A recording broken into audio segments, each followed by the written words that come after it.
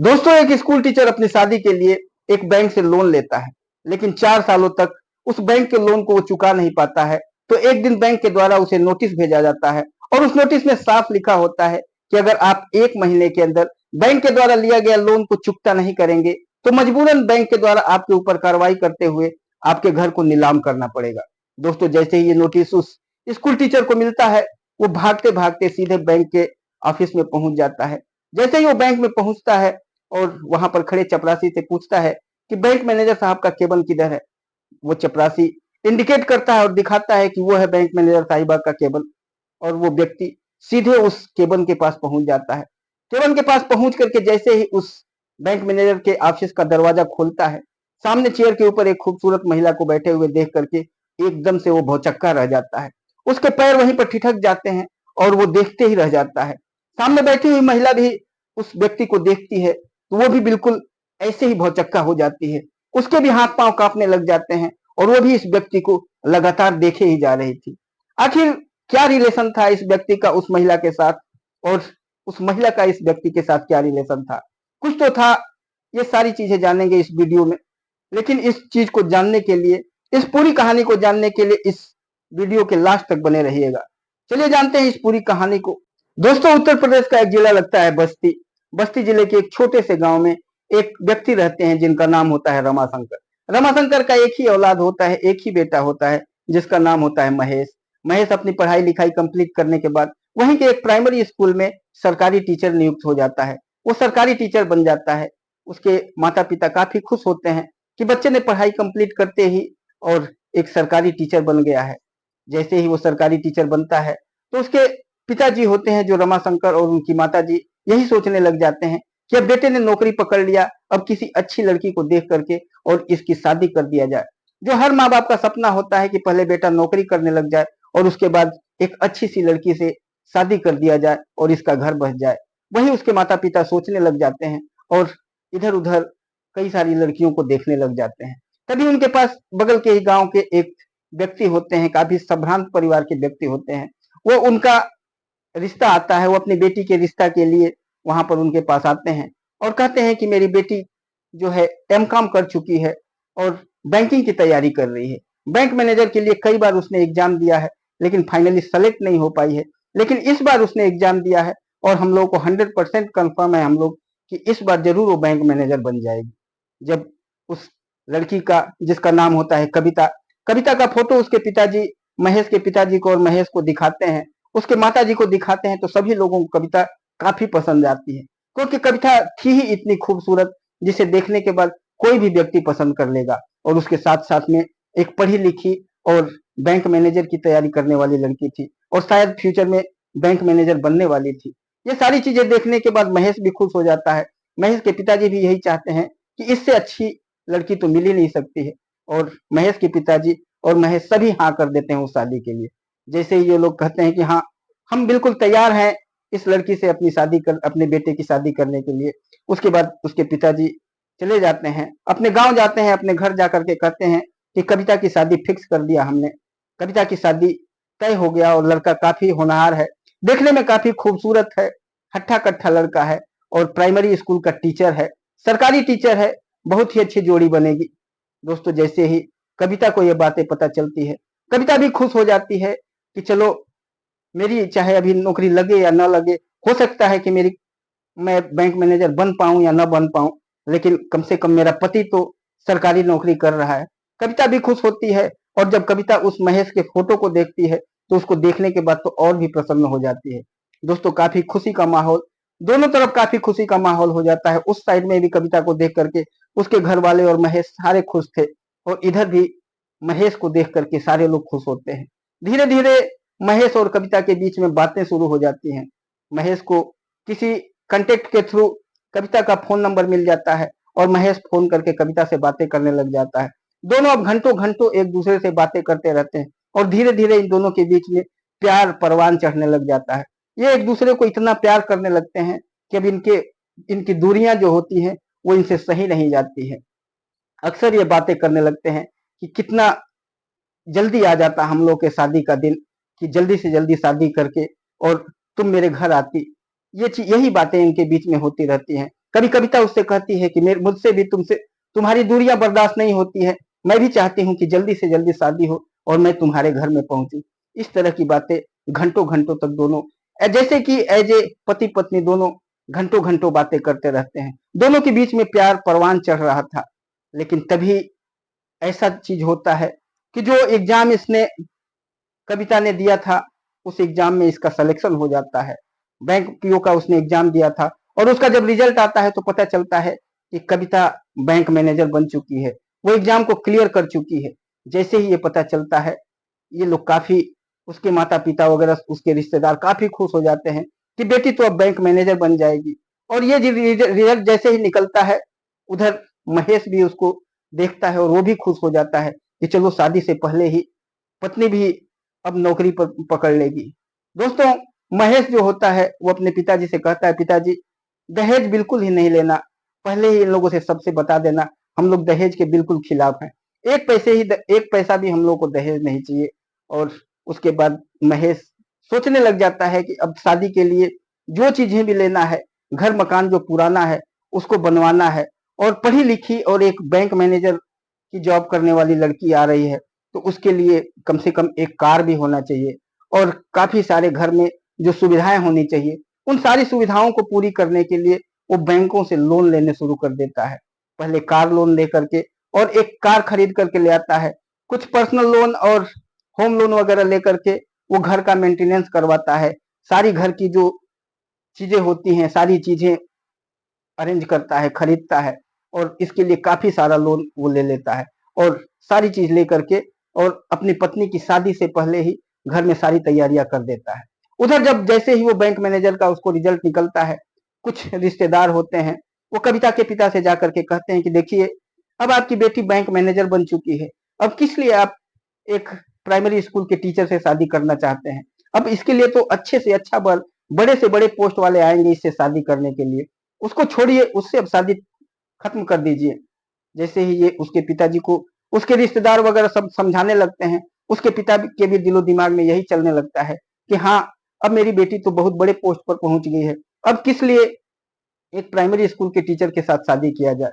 वो अपनी बेटी से कहते हैं, बेटी अब तुम्हारी शादी महेश के साथ नहीं करेंगे, अब तुम्हारी शादी के लिए तो बड़े बड़े आईएएस पीसीएस भी आएंगे, बड़े बड़े ओहदेदार आएंगे, अब किस लिए एक प्राइमरी स्कूल के टीचर के साथ तुम्हारी शादी करना है।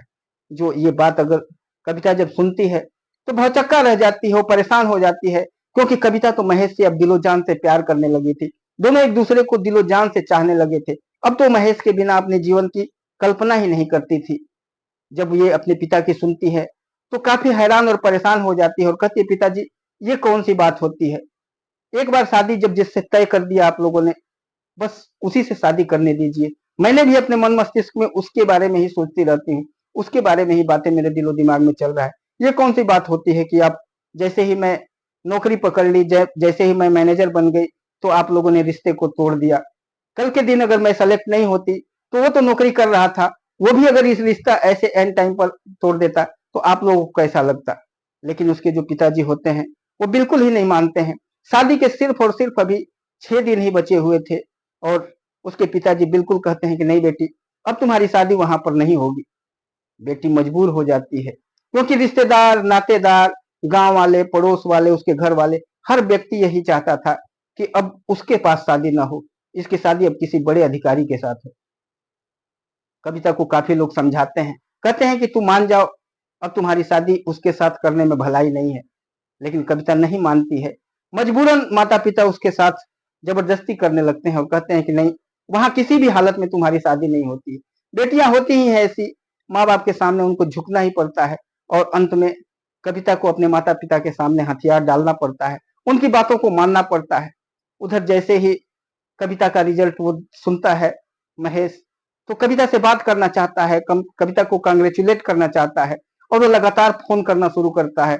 लेकिन एक दिन फोन करता है, 2 दिन करता है, कविता फोन को अटेंड नहीं करती है, क्योंकि उसके फोन के ऊपर उसके घर वालों का पहरा लगा हुआ था। वहीं पर उसके आसपास ही उसके माता पिता, उसके रिश्तेदार, उसके घर वाले रहते थे और सभी यही कहते थे कि अब महेश का फोन आएगा तो तुम्हें फोन नहीं उठाना है। 1-2 दिन नहीं उठाती है, लेकिन एक दिन जब महेश का फोन आता है तो वो उठा लेती है। वहीं पर उसके पिताजी होते हैं, और जैसे ही महेश कहता है, कविता क्या हुआ, तुम फोन नहीं उठाती हो? 2-3 दिनों से मैं तुम्हें कांग्रेचुलेट करने के लिए, तुम्हें बधाई देने के लिए फोन कर रहा था। मैं बहुत खुश हूँ कि तुम बैंक मैनेजर बन गई हो। अब शादी के हमारे बहुत कम समय बचे हुए हैं। जैसे ही इतना बात कहता है, वैसे ही कविता के पिताजी कविता से फोन को अपने हाथ में छीन लेते हैं और कहते हैं, बेटा तुम्हें पता है ना कि कविता बैंक मैनेजर बन चुकी है? महेश कहता है, हाँ बाबूजी, मुझे पता चल चुका है और मैं तो बहुत खुश हूँ कि शादी से पहले ही कितना शुभ काम हुआ है। कविता बैंक मैनेजर बन चुकी है, इससे अच्छी बात क्या है? मैं तो कई दिनों से कांग्रेचुलेट करने के लिए फोन कर रहा था, लेकिन कोई भी फोन नहीं उठा रहा था। तभी उसके पिताजी कहते हैं कविता के कि बेटे, तुम्हें पता है कि वो बैंक मैनेजर बन चुकी है, अब वो ट्रेनिंग के लिए जाएगी। ट्रेनिंग के बाद इधर उधर पोस्टेड होने में उसके साल 2 साल ऐसे बर्बाद हो जाएंगे। तो साल 2 साल तक हम शादी नहीं कर सकते हैं, साल 2 साल के बाद कुछ सोचा जाएगा। महेश कहता है, कोई बात नहीं पिताजी, अगर आप साल 2 साल नहीं करना चाहते हैं तो साल 2 साल के बाद होगी शादी, कोई दिक्कत नहीं है। तब उसके कविता के पिताजी कहते हैं कि साल 2 साल को कौन देखा है, साल 2 साल के बाद क्या होने वाला है कौन जानता है, न तुम जानते हो न मैं जानता हूँ। इसलिए अपने दिलो दिमाग से ये चीजें निकाल देना कि अब तुम्हारी शादी कविता के साथ ही होगी। हो सकता है कि कविता साल 2 साल के बाद किसी और से शादी कर ले, इसलिए अपने दिमाग में ये चीजें बैठा कर नहीं रखना। और हम वादा भी नहीं तुमसे कर सकते हैं कि कविता की शादी तुम्हारे साथ ही होगी। जैसे ही महेश ये बातें सुनता है, महेश के पैरों तले जमीन खिसक जाती है। मैं महेश की अंतरात्मा कांपने लग जाती है, महेश की आंखों से आंसू बहने लग जाता है। और महेश कहता है, क्या बात बोल रहे हैं बाबूजी, हम और मैं और कविता तो एक दूसरे से प्यार करते हैं, हम तो एक दूसरे के बिना जी नहीं सकते, रह नहीं सकते हैं। आप इस बात की ये कौन सी बातें करने लगे हैं? आप अगर कहेंगे तो मैं 2 साल तक कविता का, जब तक ट्रेनिंग वगैरह नहीं होता है, मैं इंतजार कर लूंगा। लेकिन शादी तो हम दोनों का एक साथ ही तय कर दिया है आप लोगों ने, और हम उसके बाद से 1-2 महीने से हम एक दूसरे को चाहने लगे हैं, प्यार करने लगे हैं। हम एक दूसरे के बिना रह ही नहीं सकते हैं। आप ये कैसी बातें कर रहे हैं? तभी कविता का पिताजी कहता है कि तुम ये चीजें अपने दिलो दिमाग से निकाल दो, और कविता की शादी अब तुमसे नहीं हो सकती है। और इतना कहने के बाद वो फोन को काट करके रख देते हैं। उधर महेश जब ये बातें सुनता है, महेश बिल्कुल, उसकी आंखों से आंसू बहने लग जाता है। और ये बातें बगल में कविता जो सुनती है, कविता के भी आंखों से आंसू बहने लग जाता है। लेकिन कविता मजबूर थी, महेश रोता रहता है। तभी उसके पिताजी वहां पर आते हैं उसके पास, कहते हैं, क्या हुआ बेटा, क्यों रो रहे हो? महेश फूट फूट करके सारी बातें अपने पिताजी को बताता है और कहता है कि देखिए, ऐसी ऐसी बातें हो गई हैं। तभी उसके पिताजी कहते हैं, ऐसा कैसे होगा, शादी तय हो गई, इतने सारे पैसे खर्चा हो गए, हर जगह कार्ड बट गया, लोगों को दे दिया गया है पैसा, टेंट वगैरह जितना भी है चारों तरफ पैसा बांट दिया गया है, सबका खर्चा ये कौन चुकाएगा? अगर ये काम अगर हम लोग कर देते तो उनके साथ क्या गुजरता? अब हम पुलिस कंप्लेन करेंगे, पुलिस के एफआईआर करेंगे, हमारा इतना सारा पैसा नुकसान हुआ है। उसके पिताजी बोलने लगते हैं। उसके 1-2 रिश्तेदार वगैरह भी आकर कहते हैं कि चलो एफआईआर किया जाए इन लोगों के ऊपर, ऐसा नहीं होता है।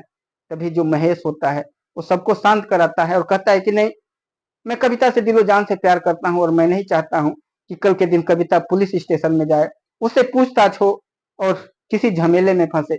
मैं एफआईआर करना नहीं चाहता हूँ, और एफआईआर कर आप करोगे भी तो अगर पुलिस वाले क्या पूछेंगे, वो उनकी मर्जी है, उनकी बेटी है, वो शादी करें या ना करें, उनकी इच्छा है। आप जबरदस्ती किसी के साथ शादी नहीं करवा सकते हैं, और मैं कविता के लिए कोई एफआईआर नहीं करना चाहता हूँ। और इतना कहने के बाद महेश लगातार रोने लग जाता है। उसके परिवार वाले सभी उसको चुप कराते हैं और कहते हैं, बेटे जाने दो, इससे भी अच्छी लड़की मिलेगी, इससे अच्छी लड़की से शादी तुम्हारी करेंगे, तुम आराम से शांति से रहो। दोस्तों, जितने भी पैसे रुपए खर्चा होते हैं, जितने टेंट तंबू वगैरह, बाजा वगैरह, गाड़ियों का जितना भी पैसा वगैरह होता है, मिठाई उठाई का बनवाने वगैरह का काफी सारे पैसे खर्च हो गए होते हैं, सारे बर्बाद हो जाते हैं। टेंट वगैरह का, गाड़ी वगैरह का सब पैसा वगैरह महेश दे चुका था। महेश ने तो कई सारे लोन ले चुका था, अपनी पत्नी के आने से पहले ही पत्नी के लिए 4 व्हीलर खरीद के रखा था, घर का मॉडिफिकेशन कराया था, घर की सारी चीजों को चेंज करके सब नया करवाया था, बहुत सारे पैसे उसने खर्चा कर दिया था अपनी पत्नी के आने के लिए। लेकिन जब लास्ट में ये सब चीजें उसको पता चलता है कि इतने पैसे भी बर्बाद हो गए और शादी भी नहीं हुआ, काफी दुखी हो जाता है।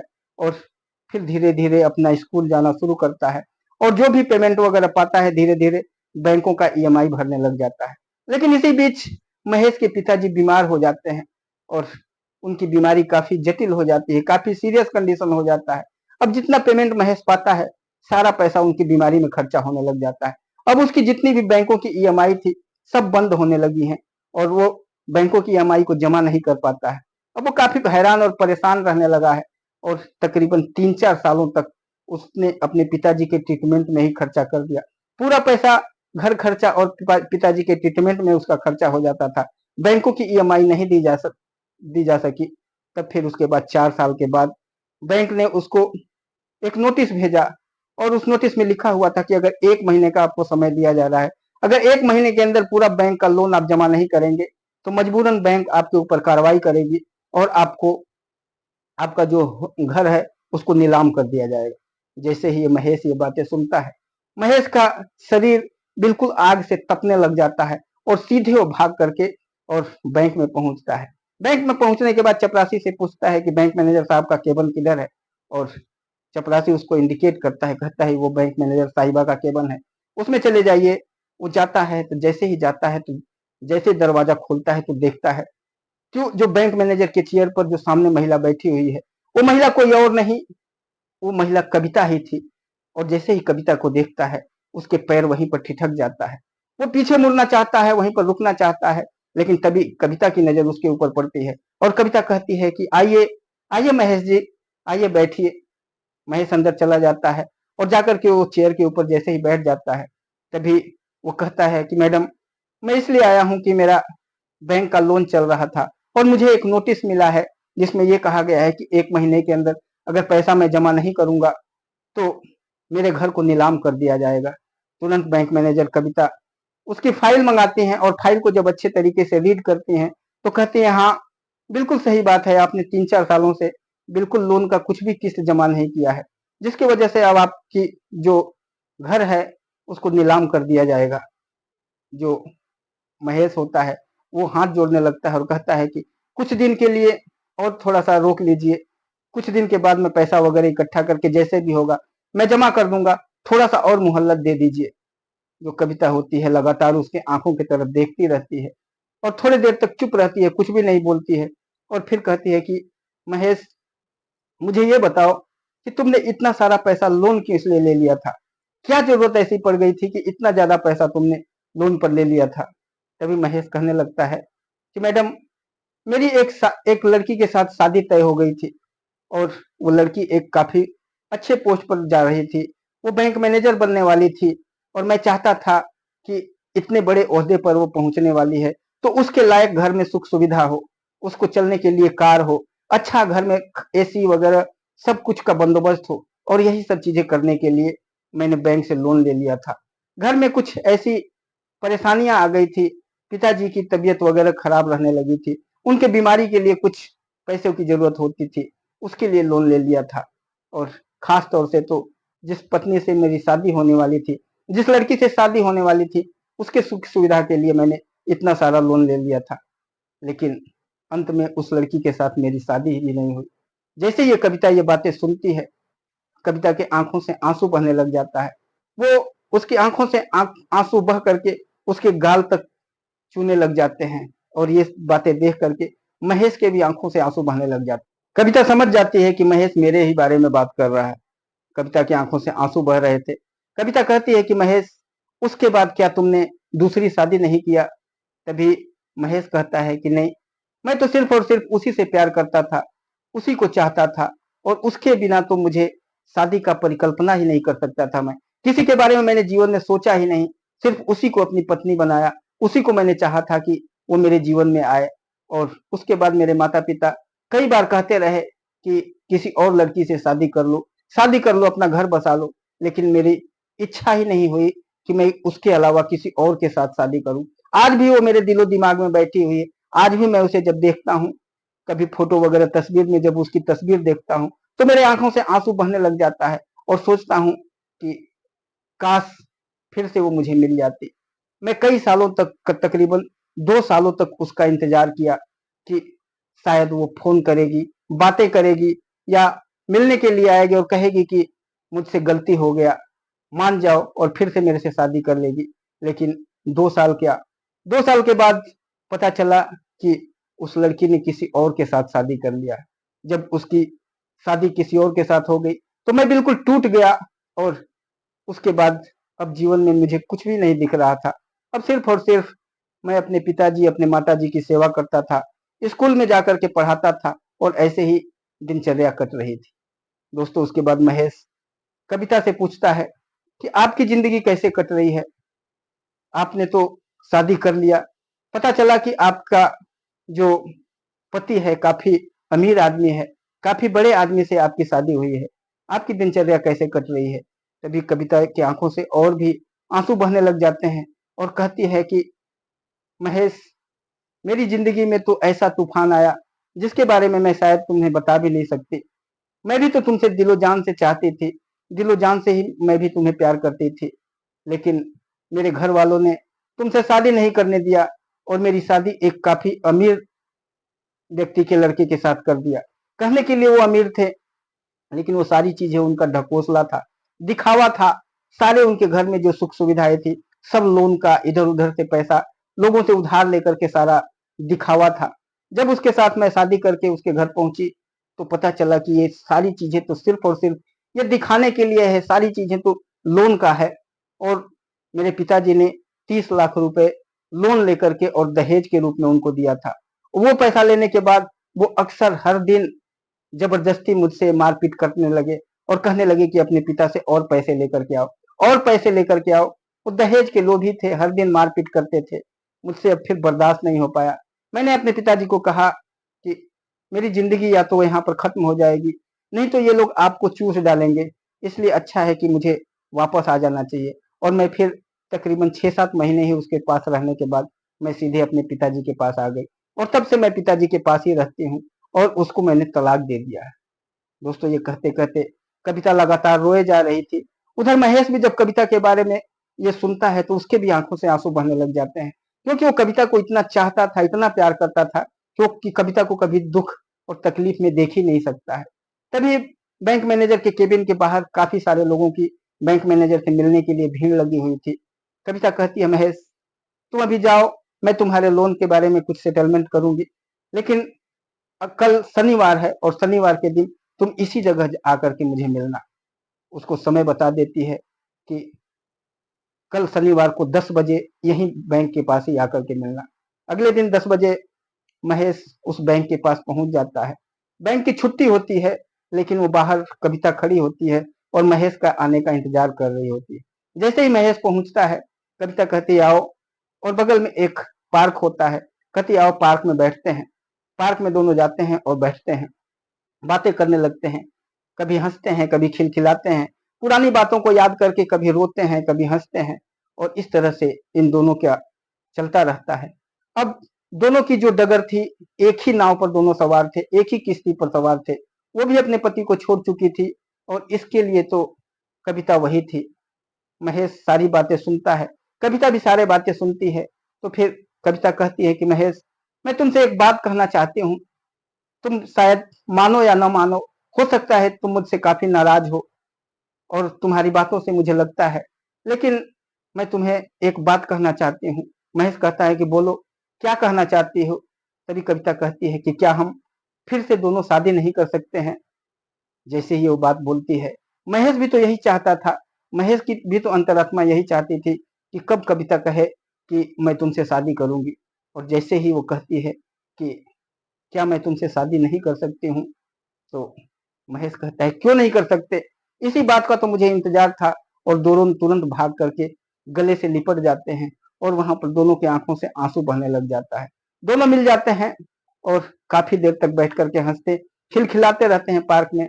और फिर वहां से अपने घर के लिए चलने लगते हैं। कविता कहती है कि मैं जा करके अपने पिताजी से बातें करूंगी, तुम भी अपने पिताजी से जा करके बातें कर लेना और 3-4 दिनों के बाद हम लोग मंदिर में शादी कर लेंगे और कोर्ट मैरिज कर लिया जाएगा। जैसे तुम्हारे पिताजी अगर कहेंगे बारात ले आने के लिए, उसके लिए भी हम तैयार हैं। जो अगर तुम्हें दहेज भी चाहिए, कुछ भी चाहिए, तो उसके लिए भी मैं तैयार हूँ। महेश कहता है कि पागल हो गया, जब उस समय भी शादी तुमसे हो रही थी, तब भी मैंने मना किया था कि 1 पैसे दहेज नहीं, 1 पैसे कुछ भी नहीं लेना चाहिए। और तुमसे शादी करने के लिए इतना बड़ा-बड़ा मैंने लोन लिया हुआ था और तुम अब कह रही हो कि दहेज या कुछ भी। दोबारा ऐसी बातें नहीं करना। मैं तुम्हें दिलो-जान से चाहता हूँ, तुम्हें दिलो-जान से प्यार करता हूँ और तुम्हें अपनी पत्नी बनाने के लिए 4 सालों से मैं चुपचाप बैठा हुआ हूँ। अब तुम मुझे मिल गई हो तो मैं बहुत खुश हूँ। दोनों अपने अपने घर चले जाते हैं और कविता अपने पिताजी के पास जाकर के बताती है कि महेश मिला था और महेश शादी के लिए तैयार है। उसके पिताजी भी काफी खुश हो जाते हैं कि चलो एक बार तो हम लोगों से गलती हो गई, कम से कम आज फिर मेरी बेटी की जिंदगी आबाद हो जाएगी। महेश भी जाता है अपने घर पे अपने पिताजी को कहता है कि पिताजी कविता मिल गई है, यहीं पर बगल में जो बैंक है उसमें बैंक मैनेजर बन करके वो आई हुई है और वो शादी करना चाहती है। उसके महेश के भी पिताजी काफी खुश हो जाते हैं और अगले 3-4 दिनों के अंदर दोनों जाकर के एक मंदिर में शादी कर लेते हैं और फिर अगले दिन जाकर के कोर्ट में रजिस्टर करा लेते हैं अपनी मैरिज को।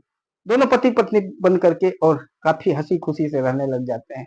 दोस्तों, इतने दिनों के बाद जब बिछड़ने के बाद जब दोनों पति पत्नी मिलते हैं तो इतनी खुशी उनके जीवन में आ जाता है, इतनी खुशहाल जिंदगी उनकी बन जाती है जिसकी परिकल्पना भी नहीं किया जा सकता है।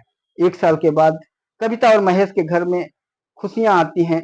उनको एक बेटा होता है और बेटे के साथ पति पत्नी काफी हंसी खुशी से रहने लग जाते हैं।